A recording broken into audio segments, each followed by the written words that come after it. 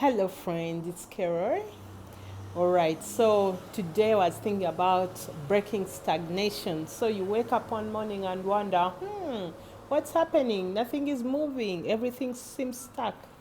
Two things. One, sometimes you need time to recharge, so things will stop and they'll feel stuck intentionally, just to slow you down, to give you time to rethink everything. But sometimes you may be just in a rut. How do you activate yourself? One, join new groups, groups that will activate you. Read a new book. Reading books take you into a new world of exploration, which is good to break stagnation. Declutter, remove things that you don't need so that you create room for new. How else can you shake it up? Travel.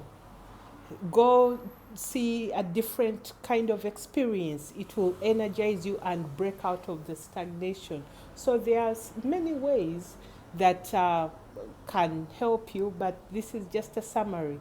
So try something new. It will break you out of stagnation real quick. As always, it's Kerry. Talk to you soon.